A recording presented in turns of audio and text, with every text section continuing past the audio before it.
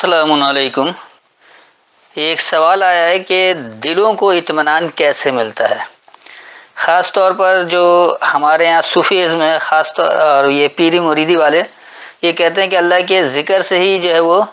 دل مطمئن ہوتا ہے، اس لیے وہ اللہ کا ورد کرتے رہتے ہیں، یا دیگر اور جو بھی وظائف، اور قرآن سے ہی اس کی دلیل ملتی ہے، اس لیے یہ ذکر کرتے ہیں۔ تو کیا واقعی صرف یہی ذکر اللہ نے بتایا قرآن میں، یا اور بھی کوئی طریقہ کار بتایا کہ جس سے دل مطمئن ہو؟ تو آئیے قرآن سے ہی اس کا جواب تلاش کرتے ہیں۔ اس وقت میرے پاس حافظ نذر احمد والا ترجمہ ہے، پہلے میں ان کا ترجمہ بتا دوں گا، پھر جو میری فہم اسے سمجھاؤں گا، اور اس کے بعد وضاحت کر دوں گا کہ آج کے دور میں یہ کس طرح ہدایت کے قابل ہے۔ تو سب سے پہلے سورہ رعد اور اس کی آیت نمبر 28، جس سے لیا گیا ہے کہ جی اللہ کے ذکر سے ہی دلوں کو اطمینان ملتا ہے۔ 13 کی 28 حافظ نذر احمد والا ترجمہ کہ جو لوگ ایمان لائے اور اطمینان پاتے ہیں جن کے دل اللہ کی یاد سے، یاد رکھو اللہ کی یاد ہی سے دل اطمینان پاتے ہیں۔ یہ ہے وہ ترجمہ جہاں سے یہ کہتے ہیں کہ جی اللہ کی یاد سے، یعنی اللہ کے ذکر سے ہی صرف دل کو اطمینان ملتا ہے۔ تو دیکھیے یہ بات کیا ہو رہی ہے۔ الذین آمنوا، وہ لوگ جنہوں نے مان لیا، یعنی ماننے والے لوگ، وتطمئن قلوبہم، اور مطمئن ہوتا ہے ان کا پلٹنا، بذکر اللہ، اللہ کی یاد دہانی سے، اللہ کی یاد دہانی کو یا اللہ کی یاد دہانی پر، کیونکہ بے جو ہے حرف جار ہے، اور حرف جار کا جو ہوتا ہے وہ پر کو سے اس طرح ہی معنی لیا جاتا ہے، لیکن بہت سارے لوگ اس کا اللہ کی یاد دہانی کے ساتھ بھی کرتے ہیں، جبکہ بے کا ترجمہ ساتھ کسی طرح بھی صحیح نہیں بنتا ہے۔ ساتھ کے لیے لفظ ماں ہے تو وہ زیادہ بہتر ہے، لیکن یہ حرف جار کے طور پر بے کا ساتھ ترجمہ غلط ہے۔ حرف جار سے جو وہ پر کو یا سے بس یہ بن سکتا ہے اور کچھ اور نہیں۔ تو الا بذکر اللہ، تو کیا نہیں اللہ کی یاد دہانی کو یا اللہ کی یاد دہانی سے تطمئن القلوب، ان کے پلٹنے کو اطمینان ہے۔ تو میں اس کا رواں ترجمہ بتا دیتا ہوں کہ ماننے والے لوگ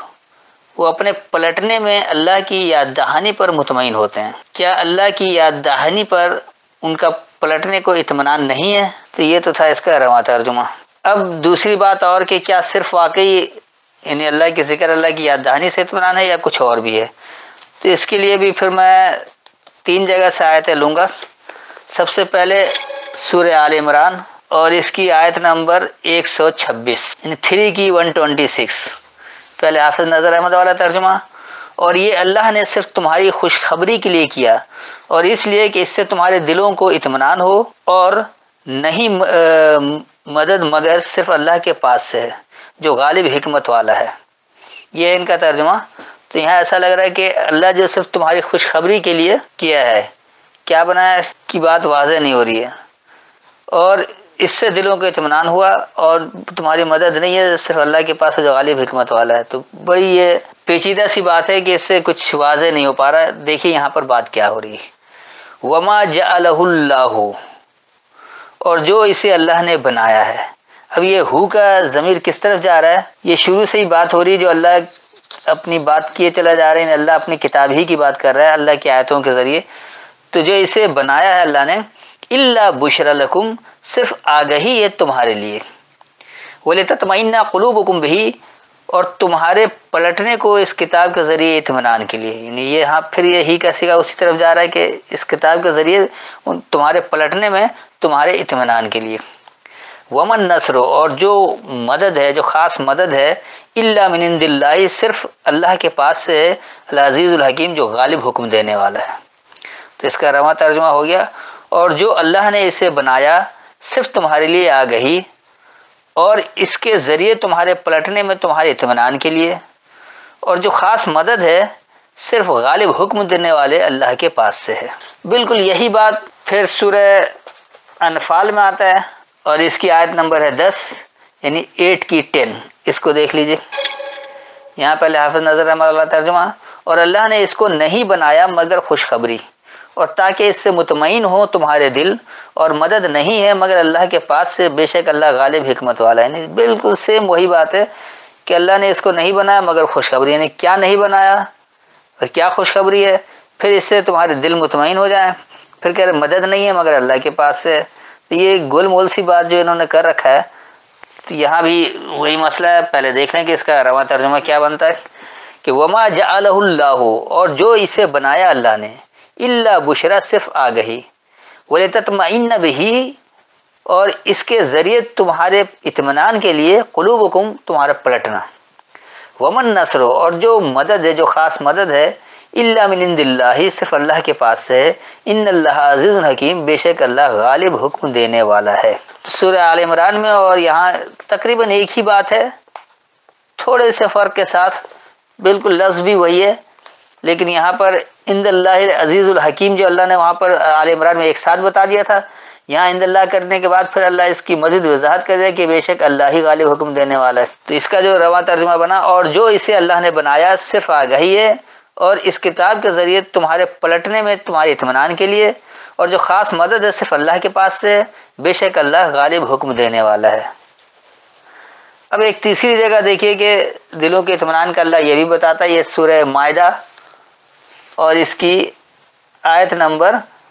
113، یعنی 5 کی 113۔ یہاں جو حافظ نظر احمد کا ترجمہ ہے، انہوں نے کہا ہم چاہتے ہیں ہم اس میں سے کھائیں اور ہمارے دل مطمئن ہوں، اور ہم جان لیں کہ تم نے ہم سے سچ کہا اور ہم اس پر گواہ رہیں۔ اب دیکھیے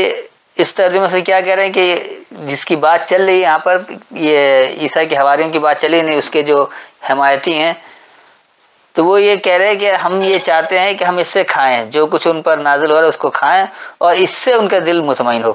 یہاں پر اب اللہ کی یاد دہانی بھی نہیں رہی اور وہ نہیں رہا، بلکہ وہ کھانا بنا دیا، اور پھر کہہ رہے کہ ہم جان لیں کہ ہم نے سچ کہا۔ اب یہ کھانے سے سچ کے کیا تعلق ہے؟ پھر وہ ہو جائیں گواہوں میں سے، تو گواہی کس بات کی؟ کیا کھانے کی گواہی دیں گے؟ آئیے اس کو بھی دیکھیں کہ یہ روایتی ترجمہ اس قدر گھمبیر بنا دیا ہے کہ اس سے کوئی بات واضح ہی نہیں ہوتی ہے۔ قالوا نریدو، انہوں نے کہا ہمارا ارادہ ہے،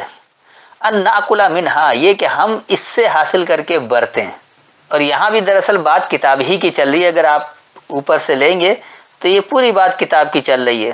وَتَطْمَئِنَّ قُلُوبُنَا، اور ہمارے پلٹنے میں اطمینان ہو جائے، ہمارے پلٹنا چاہیے مطمئن ہو جائے، وَنَعْلَمَ، اور ہم جان لیں، ہمیں علم ہو جائے، ان قد صدقتنا، یہ کہ یقینی ہم نے سچا کر دکھایا، وَنَكُونَ عَلَيْهَا، اور ہم ہو جائیں اس پر من الشاہدین، مشاہدہ کرنے والوں میں سے۔ یہ گواہی کی بات نہیں ہو رہی، مشاہدے کی بات سے ہو رہی ہے۔ تو یہ تو تھا اس کا رواں ترجمہ، یعنی انہوں نے کہا کہ ہمارا ارادہ ہے کہ ہم اس سے حاصل کر کے برتے اور اس سے ہمارے پلٹنے میں اطمینان ہو، اور ہم جان لیں کہ یقینی ہم نے سچا کر دکھایا اور ہم اس پر مشاہدہ کرنے والوں میں سے ہو جائیں۔ تو یہ رواں ترجمہ بتا دیا۔ اب دکھاتے ہیں کہ آج کے دور میں کس طرح یہ قابل عمل ہے، آج یہ کس طرح ہدایت دے رہی ہے آپ کو۔ تو سب سے پہلے تو آپ سورہ رعد میں ہی آ جائیے، وہاں جو اللہ کہہ رہا ہے، سیدھی سی بات یہی ہے کہ ماننے والے لوگ جو ہیں وہ اپنے پلٹنے میں کس سے مطمئن ہوتے ہیں؟ اللہ کی یاد دہانی سے، اللہ کی یاد دہانی پر۔ اور اللہ کی یاد دہانی اللہ کی کتاب میں موجود ہے، یعنی اللہ اپنے کتاب کے ذریعے، اپنے کلام کے ذریعے اپنے کتاب سے ہدایت دے رہا ہے۔ تو جو اللہ کی کتاب کو اچھی طرح سمجھیں گے وہی پلٹ سکتے ہیں، اپنے ہر اس عمل سے وہ پلٹ سکتے ہیں جو قرآن کے خلاف جا رہا ہے۔ تو ماننے والے لوگ، ان کا پلٹنے جو ہے وہ اللہ کی یاد دہانی سے ہی مطمئن ہوتا ہے،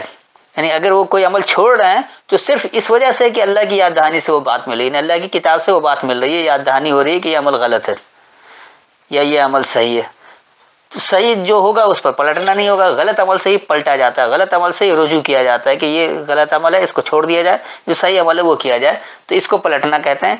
دل کی کہیں بات ہی نہیں ہو رہی ہے، قلب جہاں جو قرآن میں آیا وہ پلٹنے کے لیے آیا، دل کے معنوں میں کہیں بھی نہیں آیا۔ تو ماننے والے لوگ اور ان کا جو پلٹنا ہے وہ اللہ کی یاد دہانی سے اطمینان ہے۔